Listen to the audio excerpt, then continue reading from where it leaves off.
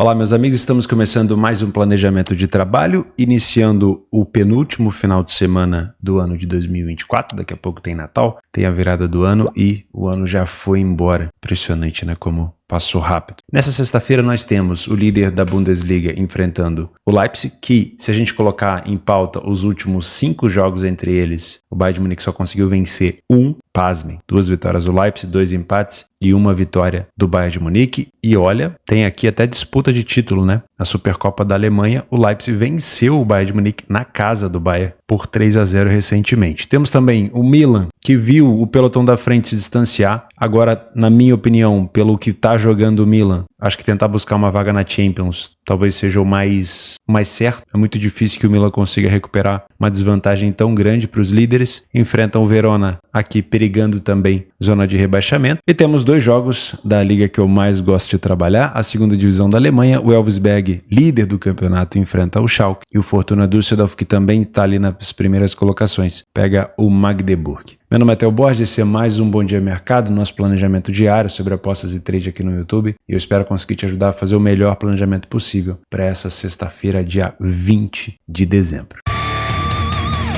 Vamos começar esse planejamento na segunda divisão da Alemanha. Vamos falar sobre Fortuna Düsseldorf e Magdeburg. O Fortuna foi o concorrente na relegation do ano passado. Na verdade, o Fortuna tentando vir da segunda divisão para a primeira, era o time que disputava a promoção, né? E na primeira divisão, tentando evitar o rebaixamento, o Bochum enfrentava a relegation. E o Fortuna venceu o Bochum, se não me falha a memória, por 3-0 na casa do Bochum, ou na sua casa, acho que foi na sua casa. Mas foi um jogo de 3-0 de ida. Faz um tempinho já, minha memória não tá assim tão boa, mas eu acho que foi 3-0. E aí, Fortuna tava, deitado em berço esplêndido, né? Só que no jogo da volta, o Bochum conseguiu devolver o mesmo placar e acabou passando nos penais. Foi um banho de água fria pro Fortuna. E agora ele segue ali tentando voltar para a primeira divisão. Fortuna nesse momento a 2 pontos do líder Elversberg. E tem muita equipe empatada, né? Elversberg, Colônia e Paderborn com 28. Fortuna, Hannover, Kaiserslautern e Karlsruhe com 26. Hamburgo e Magdeburg com 25. É uma daquelas temporadas onde metade da tabela vai estar disputando para subir e metade da tabela vai estar disputando contra o rebaixamento. Já aconteceu outras vezes na segunda divisão da Alemanha, tá? Temos uma cotação de 2,10 para o Fortuna, 3,25 para o Magdeburg. Eu não gosto de trabalhar mercado de resultados, como vocês sabem, na segunda divisão da Alemanha, então não vou indicar isso aqui para vocês. Eu sempre trabalho ou recuperação de resultado no ao vivo, no trade, ou mercado de gols, principalmente também no ao vivo, tá? Dentro de casa, eu tenho uma crítica a fazer para o Fortuna. Uma equipe que venceu apenas 2 partidas, não perde tanto, mas venceu apenas 2 e tem a mesma quantidade de gols marcados e sofridos. É um excelente visitante, tá? Mas como mandante, deixa a desejar. Falando em visitante, o Magdeburg é o melhor visitante da segunda divisão da Alemanha, com 6 vitórias em 8 jogos. Vamos evidenciar tudo aqui que eu falei no PDF de apoio para vocês verem como fica mais fácil visualmente. Olha como o Magdeburg vem numa sequência muito boa. Teve ali uma derrota e um empate, mas já voltou a vencer. E o Fortuna com as suas 2 vitórias, uma lá no início e uma agora no final. Fortuna venceu o seu último jogo contra o Braunschweig por 5-0. Vamos dar uma olhada onde que está a equipe do Braunschweig na tabela. Olha aqui, ó, é o 17º. Braunschweig, junto com o Regensburg, foram as equipes que mais sofreram gol na competição. Então não é de se estranhar que o Fortuna tenha conseguido vencer esse adversário. O Magdeburg vem de 2 vitórias fora de casa. Venceu o Münster e o Regensburg, também equipes que brigam lá embaixo, né? O Münster aqui na 15ª, o Regensburg é o último colocado com a pior defesa do campeonato. Então, também não dá para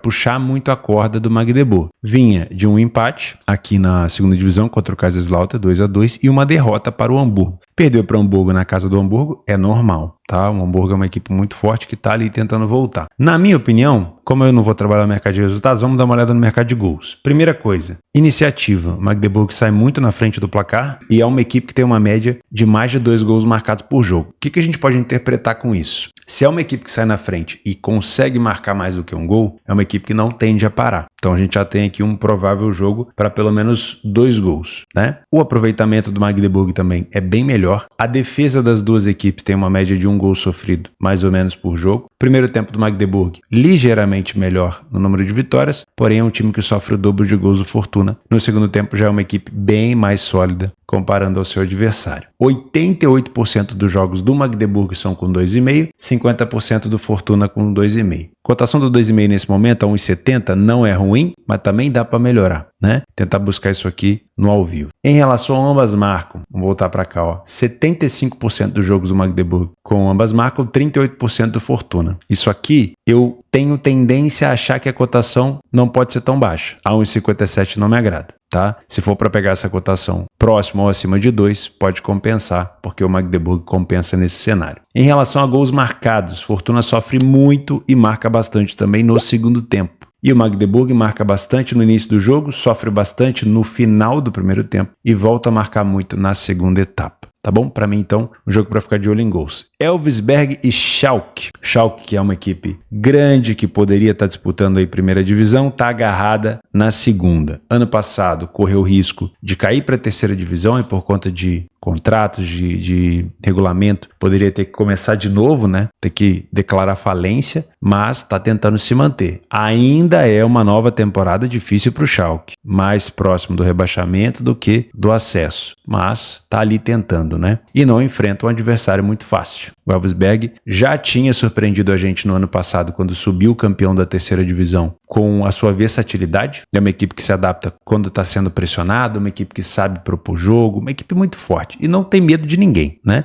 E esse ano está colhendo já um dos melhores ataques da competição, né? E também uma defesa sólida. Então, é uma equipe que consegue, na minha opinião, ter ali essa continuação e pode brigar para subir até o final, tá? Dando uma olhada aqui no Elversberg, olha só, uma equipe que teve 2 derrotas apenas e o Schalke teve 2 vitórias apenas. Preocupante para o Schalke, né? Em 50% dos jogos do Elversberg, ele saiu na frente e não falhou em marcar em nenhum jogo. Mesmo quando ele não saiu na frente, ele conseguiu buscar gol. É uma equipe que tem uma média de 1,5 gols sofridos por partida, não é tão frágil, mas também não é tão forte. Poderia ser um pouquinho melhor. A maioria dos gols sofridos é em casa, né? Fora de casa, o Elversberg tomou 6 gols só. Dentro de casa tomou 12. Então, ao tentar se impor dentro de casa, é uma equipe que cede espaço, né? O Schalke não tem um super ataque, mas tem uma defesa frágil. Não sai tanto na frente do placar, mas sofre gol com frequência. O aproveitamento do Elversberg é melhor. Primeiro tempo é parelho, segundo tempo de superioridade do mandante, 88% dos jogos do Elversberg, 63% do Schalke com over 2,5.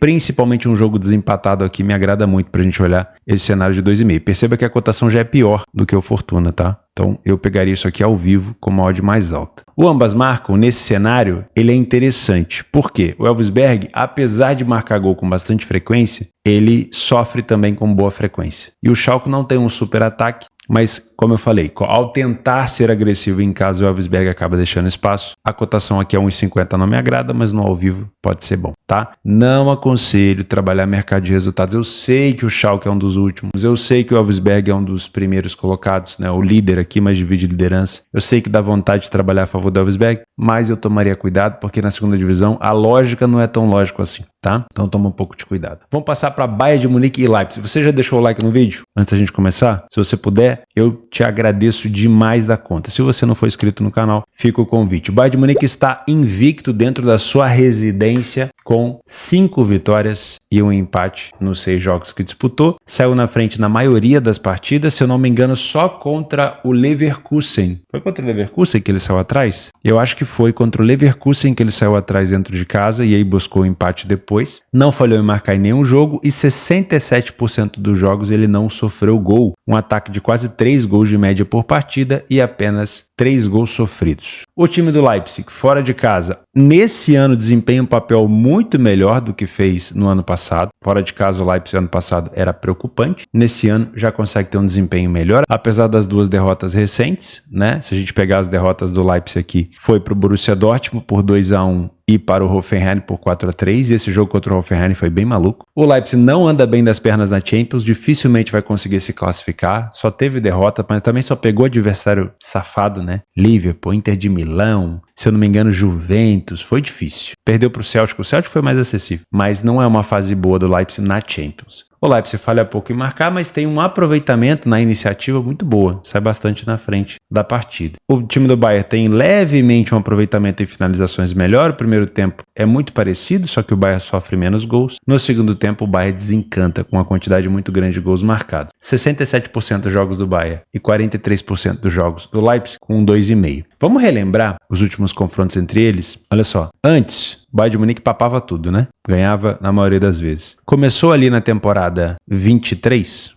principalmente aqui na Supercopa também, né? Aquela Supercopa em 2022, aonde o Leipzig perdeu por 5-3 para o Bayern de Munique. Naquele ano o Leipzig tinha ganhado a DFB Pokal, se eu não me engano, pela primeira vez. Aí depois o Leipzig pegou o Bayern de Munique em casa, empatou 1-1. Visitou o Bayern de Munique na Bundesliga, venceu 3-1. Esse campeonato aqui, o Leipzig ajudou demais o Dortmund a ser campeão, mas o Dortmund não quis ser campeão. Ele entregou no final pro Bayern. Fazer o quê, né? Essa aqui foi uma das derrotas emblemáticas do Bayern que meio que dizia pro Dortmund, seja campeão. E o Dortmund não quis ser. Depois tivemos mais um título do Leipzig na DFB Pokal, sendo bicampeão e enfrentando o Bayern de Munique, que tinha vencido a Bundesliga, porque o Dortmund não quis vencer. E o Leipzig, lá na casa do Bayern, no Allianz Arena, venceu por 3-0. Foi um baile, tá? E depois se enfrentaram novamente, agora no final, né? Na temporada 23-24, 2-2. E aí, para finalizar a temporada 23-24, o Bayern de Munique venceu o Leipzig por 2-1. Então, se a gente pegar o recorte dos últimos 5 jogos, o Bayern de Munique só venceu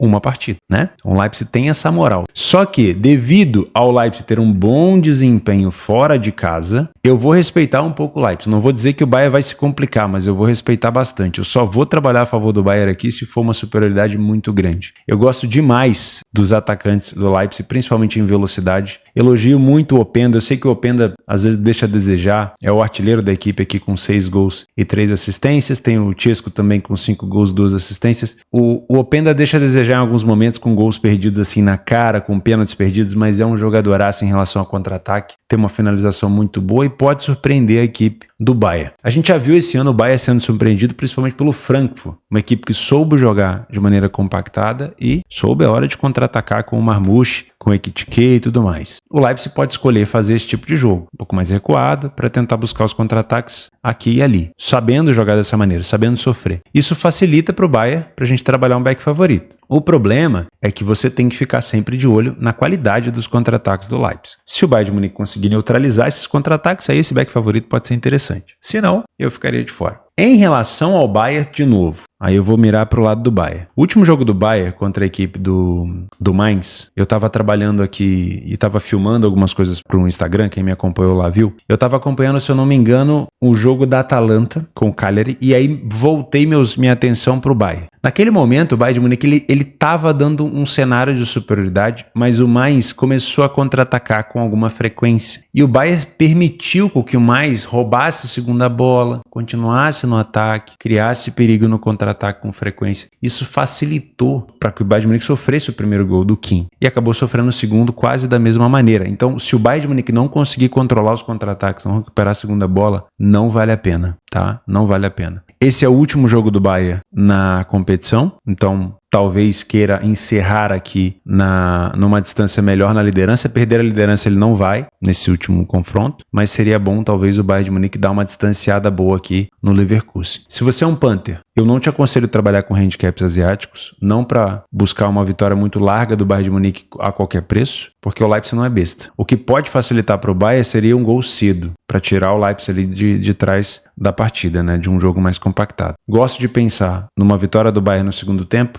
né, tentar buscar um gol do Bayern mais tardio, ou quem sabe até se o Leipzig estiver na frente, uma possível reviravolta do Bayern por aqui. Mas ainda gosto de trabalhar o mercado de gols e não duvido de um ambas marcam. O problema do ambas marcam é que o Bayern de Munique não tem sofrido em casa. Não é qualquer equipe que consegue marcar no Bayern. Mas o ataque do Leipzig não é qualquer equipe, não é qualquer um. É um bom time de ataque que está acostumado a jogar de contra-ataque e também tem uma boa bola aérea, né? O Bayern de Munique também pode sofrer nesse fundamento. O back Bayern é só mesmo pro ao vivo. Se você é um Panther aqui, tenta buscar cenários mais extremos, uma vitória do Bayern mais tardia, uma reviravolta do Bayern, porque Bayern de Munique em campo com cotação de superfavoritismo, todos os mercados acabam ficando muito esmagados, tá? Pra gente fechar, Milan fora de casa contra o Verona. Eu vou ser sincero com vocês, o Milan tem sido uma das equipes que eu menos trabalhei esse ano, né? Porque não me passa confiança. Eu já achei que o Milan, quando foi campeão algumas temporadas atrás, já não jogava tão bem. Depois da saída do seu treinador, eu não gostei do estilo do Milan. O Milan tem alguns lampejos. Teve um lampejo interessantíssimo agora contra o Real Madrid, vencendo o Real no Bernabéu, depois empatou com o Cagliari fora 3-3, empatou com a Juventus 0-0, venceu o Bratislava por 3-2 na Champions, goleou, entre aspas, o Empoli, goleou aí de fato na Copa Itália o Sassuolo, duas equipes mais acessíveis, venceu a equipe do Estrela Vermelha, mas perdeu para a equipe da Atalanta, né? Então quando enfrentou uma equipe um pouco mais forte acabou tendo complicação, mas também se complicou contra o Genoa, teve complicação contra o Cagliari, então eu tenho minhas dúvidas com essa equipe do Milan. Só que quando a gente olha para o adversário, o Verona também ele é de lua, né? O Verona começou a temporada com uma quase goleada para cima do Napoli, por 3-0, se não me falha a memória. Daí 2 derrotas. Voltou a vencer na competição, mais uma derrota. Voltou a vencer, 2 derrotas. Então é difícil confiar na equipe do Verona. Vamos dar uma olhada mais a fundo contra quem o Verona tem jogado. 2 derrotas para o Empoli, que perdeu para o Milan, e para a Inter de Milão, normal. Principal adversário do Milan. Venceu a Roma 3-2. Olha só, aí você pensa, nossa, a Roma é uma boa equipe. Aí perde para o Monza 3-0. Venceu o Venezia 2-1. Aí depois vence o Napoli lá atrás, como eu falei. Não dá para entender. É de lua, né? É de lua. Vence grandes adversários, mas também perde para pequenos adversários. É de lua. Da última vez que o Milan esteve na casa do Verona, vamos lá, pegar aqui de 2021 para frente. Dá pra pegar, o Verona sempre esteve ali nas primeiras divisões, né?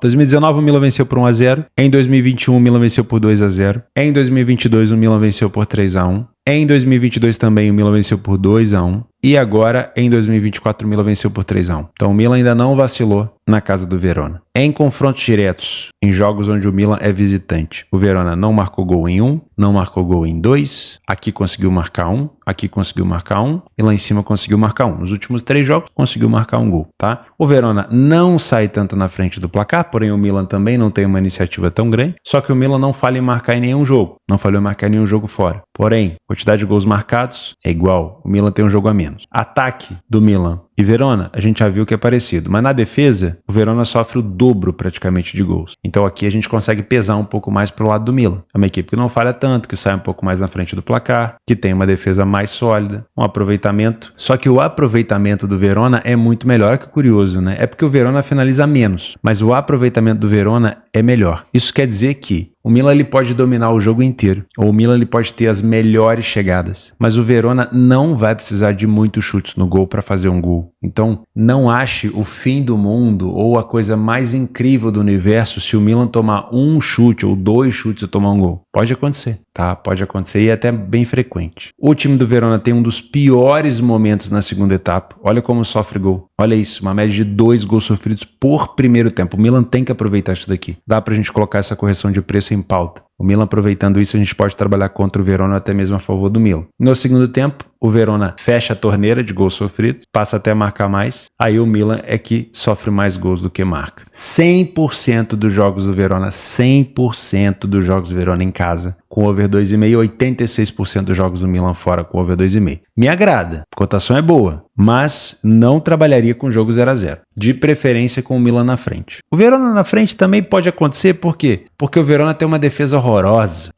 mesmo jogando fechado. Mas o Milan na frente é mais legal, né? Porque aí o Verona sai para o jogo e aí o cenário fica bem interessante, tá? O time do Verona sofre a maioria dos seus gols no meio do primeiro tempo e marca nas extremidades. O time do Milan sofre os seus gols, na maioria das vezes, início do jogo e final da partida, e marca no início e no meio do segundo tempo. Fechou? Eu gosto de pensar no cenário mais de gols do que confiar mais cegamente na equipe do Milan. Jogos complementares para essa sexta-feira que eu te indicaria, vou deixar aqui no radar esportivo. Girona e Valladolid, pode ser um jogo legal. Valladolid, nesse momento, dentro da zona de rebaixamento, não cansa, né? Sobe, desce, sobe, desce. Ei, esse time do Ronaldo tá complicado. Vou deixar como jogo complementar. Deixa eu ver se tem mais alguma coisa legal por aqui. Bélgica, Croácia, Egito, terceira divisão da Alemanha. Eu gosto de trabalhar, tá? Terceira divisão da Alemanha é legal. Ingolstadt contra Cottbus. Quem é o líder da terceira divisão? O Cottbus. Dinamo Dresden. A torcida do Dresden é tão foda. É tão legal. Tomara que o Dresden volte para a segunda divisão em breve. Segunda divisão da Grécia. Campeonato do Irã. Série B da Itália. Salernitana e Brescia. Acho que é isso, né? Acho que é isso. Não vou também encher vocês de jogos, não. Tá bom pra uma sexta-feira, né? Vamos preparar. Aqui, ó. Superliga da Turquia. Fenerbahçe e Eyüpspor. Fenerbahçe segundo colocado. Bom jogo complementar aqui pra gente. Tem a Championship com Luton e Derby. E tem um amistoso que eu tô fora. Bom, é isso. Vou deixar o link do Radar Esportivo aqui embaixo. O link da minha parceira Betfair aqui embaixo. Lembrete, estou com dificuldade para verificar a minha conta Betfair. Já fiz questão de mandar um protocolo para eles falando, olha, galera que tirou o RG antigamente não tinha o CPF na conta. Não tinha o CPF no RG. Como que faz? Eles pediram para entrar em contato com o suporte para fazer a verificação manual. Então você não vai precisar ter uma carteira de motorista obrigatoriamente para tirar, só porque eles não estão aceitando o seu RG sem o CPF. Eles vão pedir uma verificação manual do jeito deles lá. Mas eu já fiz a reclamação e eles já estão sabendo. Inclusive no último e-mail que eles mandaram, já passaram esse protocolo. Entra no suporte e avisa, meu RG não consta o CPF porque ele é antigo. Como que eu faço? Eles vão te instruir para fazer a verificação manual. Suporte é mole. Coloca aí no Google Suporte Betfair, entra no chat e começa a falar com eles. Fechou? Muito obrigado pela sua companhia. Não esquece de deixar o like no vídeo, se inscrever no canal e vejo vocês amanhã. Apostas são para mais de 18 anos, hein? Cuide do seu capital e do seu emocional. Obrigado pela companhia, um abraço.